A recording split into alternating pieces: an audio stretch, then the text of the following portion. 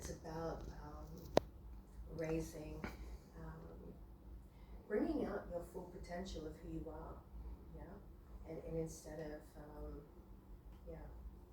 running on programs. So what is couples therapy?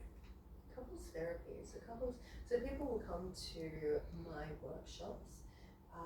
There may be maybe some parts where they may need sexual coaching, but not all the time, as we've seen in my workshops already. But some couples just want to connect again. You know, we are in such a concrete jungle in society at the moment, where we are living such a fast-paced life, you know, 9 to 5, and we very rarely get to connect with our partners.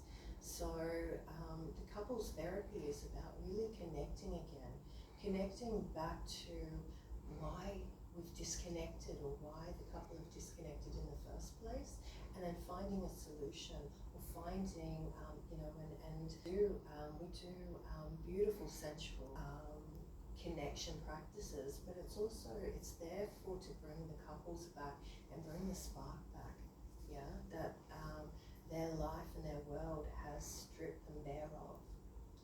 So the first thing we did, which I found really uncomfortable, was eye gazing. What is eye gazing? So eye gazing is a form, we look at, with eye gazing, we look into the window of the soul, yeah? So when we're eye gazing, we are really, there's no place to hide.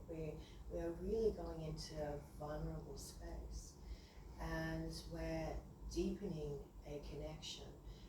What is actually happening is when you're eye gazing, they say that if you eye gaze a complete stranger for about 2 minutes, then the feeling of love comes over you. It doesn't mean that you fall in love, but there's a feeling of these endorphins start to run through your body.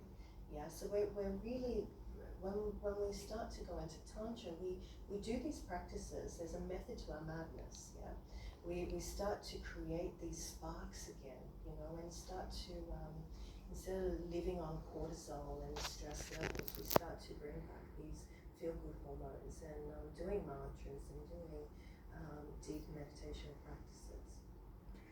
Next, we moved on to the one that I think most people are going to be going, what is going on here, which is Kundalini breath. Yeah. So what is Kundalini? So the holotropic breath? Holotropic breath, yeah, yes. Okay. Try to put some soft, a little bit, it's scratching a little bit, it's usable. So there's so much to holotropic breath. I mean, when we went into the holotropic breath, so like I said, there's a method to the madness.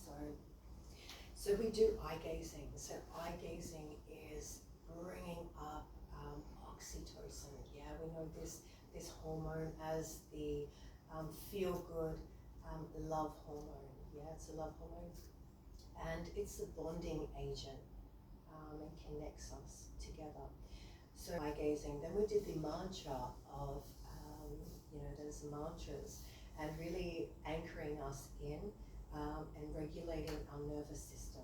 Yeah, we want to be able to, as we're going into such deep mind-altering states, we want to really anchor the body, and we really want to regulate that nervous system, you know.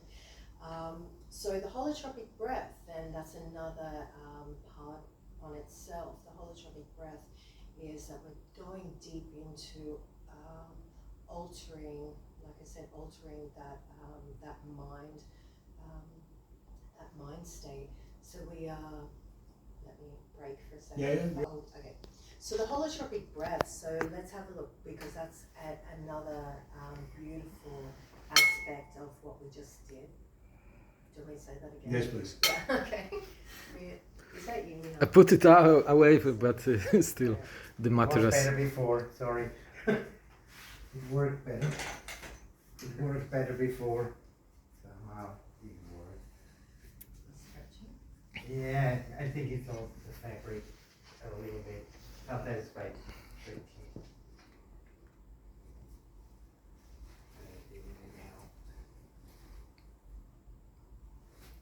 Sorry. Let's have a look at the holotropic breath, because that is as unique in itself.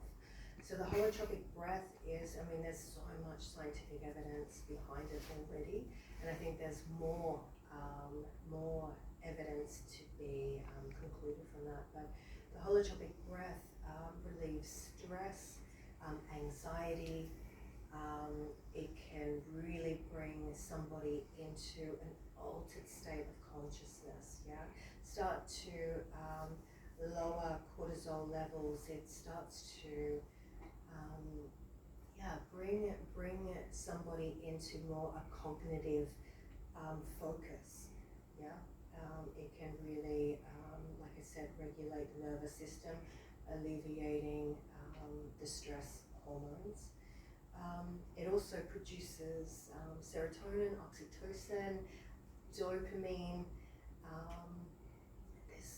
There's so much to it, and there's more studies that need to be concluded from this. But we are now looking at the release of DMT.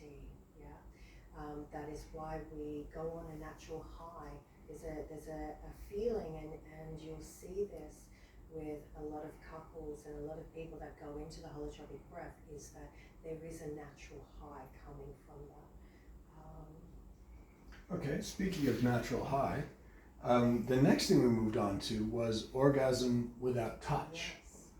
Can you explain what orgasm without touch is? So orgasm